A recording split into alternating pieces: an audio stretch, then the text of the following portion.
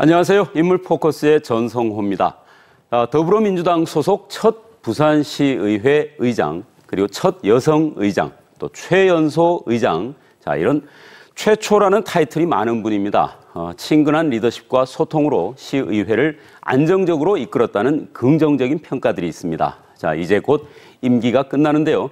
박인영 부산시의회 의장 초대했습니다. 자, 의장님 어서 오십시오. 반갑습니다. 박인영입니다. 네, 수고 많으셨습니다. 2년 참 빨리 지나갔죠. 그러게요. 눈 깜짝할 새 지나간 것 같습니다. 네. 참 이 임기가 끝나고 나서 스스로의 인연을 평가해달라. 이런 게 참 답하기 애매하실 것 같은데, 뭐 저는 물어보는 사람이니까 그냥 물어보겠습니다. 지난 2년 자체 평가하시면 어떻게 평가하시겠습니까? 많은 분들이 요즘 저를 만나시면 얼굴 좋아졌다고 말씀 많이 해주시거든요. 네. 그만큼, 뭐랄까, 굉장히 무거운 책임감으로 그렇죠. 시작을 했기 때문에 하루하루도 그리고 한 시간도 이렇게 마음 놓고 지냈다기보다는 최선을 다하면서 매일매일을 보냈거든요. 네. 그래서 모든 걸 불사르고 난 뒤에 고요함? 그런 게 지금 좀 있는 것 같고요. 섭섭하지 않냐고 물어보시는 분들이 많은데 섭섭함보다는 굉장히 후련함이 많습니다. 2년간 하시면서 참 이 부분은 기억에 남고 잘한 것 같다라는 부분은 좀 어떤 게 기억이 나세요? 사실은 저희가 이제 출범하자마자 그 부산시 산하 공공기관의 인사청문회를 도입한 일, 그리고 굉장히 마음 아픈 사건이죠. 형제복지원 사건에 대해서 어쨌든 시의회가 먼저 공식 사과를 하면서 진상규명에 이제 한 걸음 다가서도록 한 일도 기억에 남고요. 또 그전 의회에서 잘 못했던 고등학교 전 학년에 대한 무상급식을 저희가 교육청과 시를 적극적으로 설득해서 끌어낸 것 다 기억에 남는데요. 네, 그래도 그중에서 가장 잘한 것이라고 생각하면 의회의 문턱을 확 낮추고 시민들에게 더 많이 다가가려고 노력했던 거라고 생각을 해요. 제가 101번의 프로포즈라는 프로젝트를 통해서 매주 한 번 이상은 시민들을 만났고요. 2년간 저희 의회에서 벌어진 토론회만 해도 101번이었습니다. 많은 시민들이 시의회에 처음 와봅니다.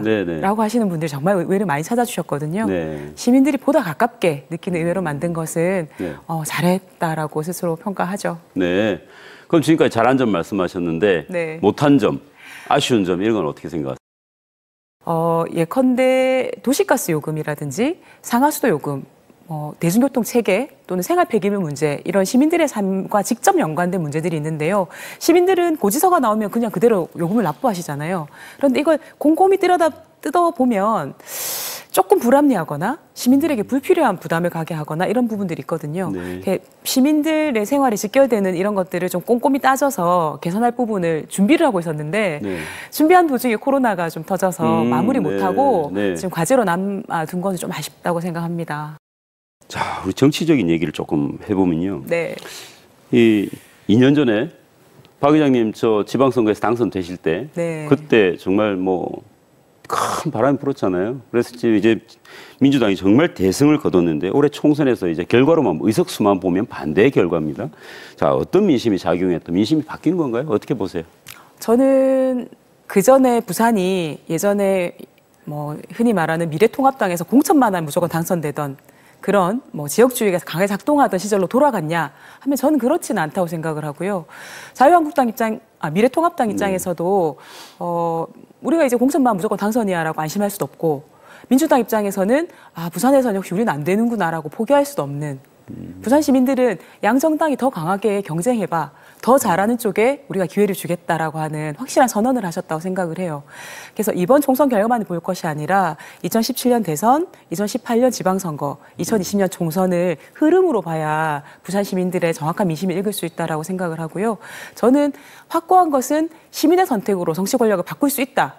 이제 이 선택은 우리가 한다라고 하는 시민들의 어떤 선언의 의미라고 생각을 합니다. 그러면 이제 지금 또 얘기를 안 할 수가 없는 게 지금 임기 동안 굉장히 큰 관가의 사건이 오거돈 전 시장님 이제 사퇴가 있습니다. 뭐 사건 내용이야 뭐 이 자리에서 더 얘기할 건 없는 것 같고요.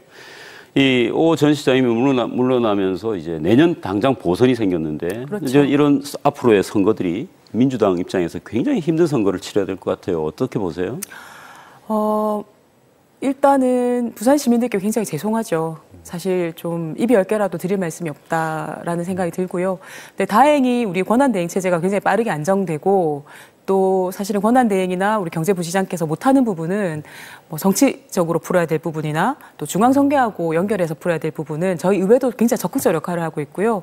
그래서 다행히 시정은 안정이 되고 있어서 시민들께 조금 덜 이런 혼란 안겨드리게 되는 것 같아요. 네. 조금 덜 죄송한 마음은 있는데 내년 보궐선거 같은 경우에는 후보를 내지 말아야 된다는 주장부터 또는 네, 그렇죠. 책임성 있게 네. 제대로 평가를 받기 위해서라도 후보를 내야 된다는 주장까지 있는데요. 저는 이 두 가지 안에 대해서 시민들께 지금부터 좀 적극적으로 의견을 구하는 작업이 필요하다. 그 과정에서 우리가 반성할 점은 더 반성하고 그리고 뭐 책임지는 모습이 필요하다면 책임지는 모습을 더 보여드려야 한다라고 생각하고 있습니다.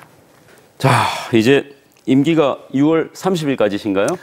공식적으로는 7월 9일까지인데요. 6월 네. 29일 날 아마 더불어민주당 의장 후보가 선출되면 네. 아마 제 역할은 종료된다고 볼 수 있습니다. 지금 시의회가 지금 선거 때문에 들썩들썩 하던데요. 네, 그렇습니다. 이제 평의원으로 돌아가시잖아요. 네. 평의원으로 돌아가시면 어떤 의정 활동 하고 싶으세요? 우선 하고 싶은 말을 다 하고 싶어요. 지금까지 못 하신 거예요? 지금까지는 네. 시의회 의장으로서 이제 해야 되는 말들, 그러시겠죠. 그렇죠. 시의회를 네. 대표해서 해야 되는 말들을 했다면 네. 이제 정치인 박인영이 생각하는 얘기를 다 하고 싶고요. 두 번째는 저는 다행히 이제 시의회 들어오자마자 부산시를 이렇게 총론으로 바라볼 수 있는 기회를 얻었거든요. 특히 작년 한아시안 특별 정상회의 같은 이제 행사를 같이 준비하면서 아세안 속에서의 부산, 세계 속의 부산도 바라볼 수 있는 기회도 있었고요. 네. 그렇다고 한다면 이제 총론이 됐다면 강론으로 들어가서 부산시가 가지고 있는 각종 정책들이 시민들의 삶에 어떻게 영향을 미치고 있는지 부족한 점은 없는지 네. 그런 것들을 좀 꼼꼼히 챙겨보는 이제 네. 강론에 능한 정치인으로 성장하겠습니다. 네, 기대하겠습니다. 자, 2년 동안 굉장히 큰 시야 가질 공부를 하셨으니까 네. 평의원으로 돌아가셔서 그걸 아주 부산시를 위해서 아낌없이 써주시길 바라겠습니다. 감사합니다. 예, 오늘 자리 고맙습니다. 고맙습니다.